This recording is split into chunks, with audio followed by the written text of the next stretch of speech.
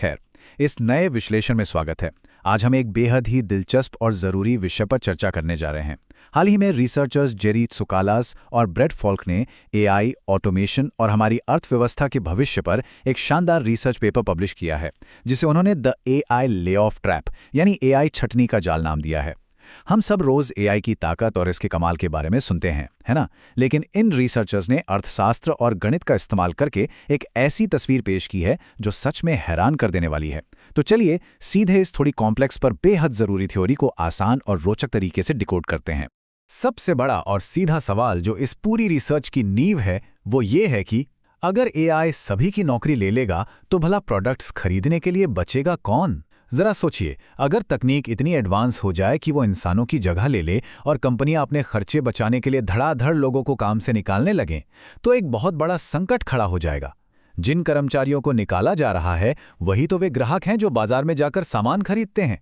अगर उनके पास पैसे ही नहीं होंगे तो इकोनॉमी का पहिया चलेगा कैसे? बिल्कुल इसी विरोधाभास यानी पैराडॉक्स ने इन रिसर्चर्स को 60 पन्नों का एक जबरदस्त मैथमेटिकल मॉडल तैयार करने पर मजबूर कर दिया। तो आइए गहराई से समझते हैं कि ये एआई छटनी का जाल आखिर है क्या चीज। देखिए, ये सिर्फ एक हवाई चेतावनी नहीं है, बल्कि एक मैथमेटिकल मजबूरी है। यहाँ सबसे जरूरी बात यह समझना है कि जब कंपनियां कर्मचारियों को निकालकर एआई का इस्तेमाल करती हैं, तो उनके सीईओ कोई विलेन नहीं है जो किसी बुरे इरादे से ऐसा कर रहे हैं। असल में वो अर्थशास्त्र के एक ऐसे चक्रव्यूह में फंस जाते हैं जहां गणित उन्हें ऐसा करने के लिए मजबूर कर देता है।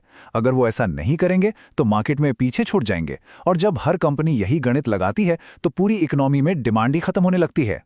अब इस कॉम्प्लेक्स गणित को थोड़ा आसान बनाने के लिए हम रिसर्चर्स के इस थॉट एक्सपेरिमेंट पर नजर डालते हैं, द विजेट थॉट एक्सपेरिमेंट। इसे समझने के लिए दो अलग अलग तरह के मार्केट्स को कंपेयर करते हैं। लेफ्ट साइड में मान लीजिए कि दुनिया में सिर्फ एक ही कंपनी है जो विजेट बनाती है, यानी उसका एकाधिकार या मोनोपोली है। अगर ये कंपनी एआई के आने पर अपने 90% स्टाफ को निकाल दे तो उसे तुरंत एहसास होगा कि उसके प्रोडक्ट्स खरीदने वाला कोई बचा ही नहीं, क्योंकि उसके कर्मचारी ही उसके ग्राहक थे। इसलिए वो कंपनी तुरंत अपनी गलती सुधारेगी और ऑटोमेशन को बैलेंस करेगी।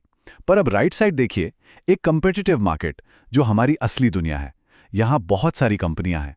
जब एक कंपनी अपने लोगों को निकालती है तो वो सोचती है, मुझे क्या फर्क पड़ता है, मेरे निकाले गए लोग बाकी कंपनियों का सामान नहीं खरीद पाएंगे पर मेरा तो खरीदेंगे ना। यही स्वार्थी सोच हर कंपनी की होती है, और नतीजा, हर कोई अग्रेसिवली छटनी और ऑटोमेशन शुरू कर देता है। और यही चीज इस पूरी स्थिति को एक घातक डोमिनेटिंग रणनीति में बदल देती है। आइए देखते हैं कैसे। गेम थ्योरी में एक कॉन्सेप्ट होता है डोमिनेटिंग स्ट्रैटेजी, मतलब एक ऐसी सिचुएशन जहां किसी का सबसे बेहतर मूव एक खास तरीके से रिएक्ट करना ही होता है, चाहे सामने वाला कुछ भी करे।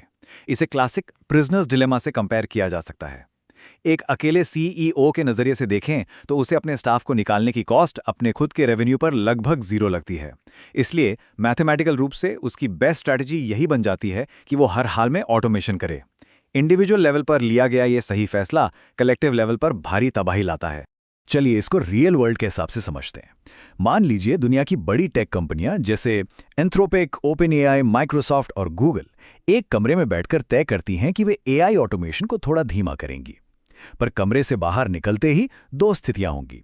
पहली, अगर बाकी कंपनियां अपने वादे पर कायम रहती हैं तो किसी एक कंपनी के लिए अग्रीमेंट तोड़कर ऑटोमेट करके भारी मुनाफा कमाने का लालच बहुत ज्यादा होगा।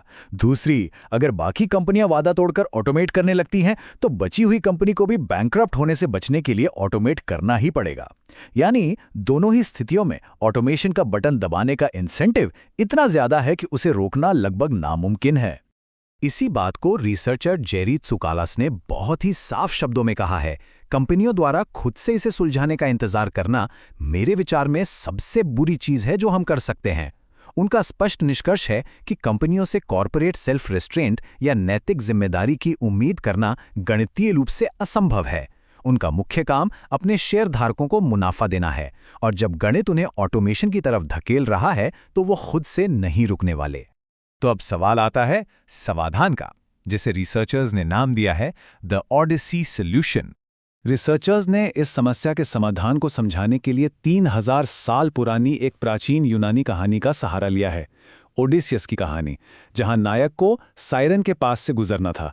सायरन का संगीत इतना जादुई होता था कि नाविक उनकी तरफ खिंचे चले जाते थे और अपना जहाज चट्टानों से टकराकर डुबा देते थे। ओडिसियस ने इससे बचने के लिए खुद को अपने जहाज के मस्तूल यानी मास्ट से मजबूती से बंधवा लिया था।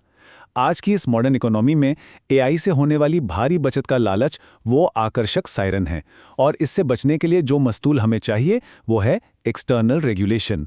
किसी बाहरी ताकत का होना जरूरी है जो इन कंपनियों को इस लालच से बांध सके। अब इस पॉइंट पर कुछ लोग कहेंगे कि यूनिवर्सल बेसिक इनकम यानी यूबीआई या वर्कर्स को कंपनी की इक्विटी देना इसका समाधान हो सकता है। रिसर्चर्स ने ऐसे करीब 6 लोकप्रिय सॉल्यूशंस का मूल्यांकन किया, पर उनका निष्कर्ष था कि ये सब फेल हो जाते हैं। क्यों? क्योंकि ये सभी तरीके उस मूल समस्या को टारगेट ही नहीं करते, जो है एक इंसान की जगह एक मशीन को रखने का इंसेंटिव।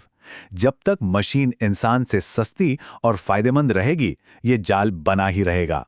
तो फिर सही एक्सटर्नल रेगुलेशन क्या हो सकता है? चलिए उनके प्रस्तावित समाधान को देखते हैं। ऑटोमेशन पर टैक्स। इस टैक्स कॉन्सेप्ट को समझने के लिए लेफ्ट साइड में कार्बन टैक्स को देखिए। जैसे सरकारें किसी नदी को प्रदूषित करने वाली कंपनी पर कार्बन टैक्स लगाती हैं ताकि प्रदूषण करना महंगा हो जाए, ठीक वैसे ही राइट साइड में रिसर्चर्स ने एआई रिप्लेसमेंट टैक्स का प्रस्ताव दिया है, यानी एक ऐसा टैक्स जो किसी ह्यूमन वर्कर को पूरी तरह एआई से रिप्लेस करने की कॉस्ट को बढ़ा दे।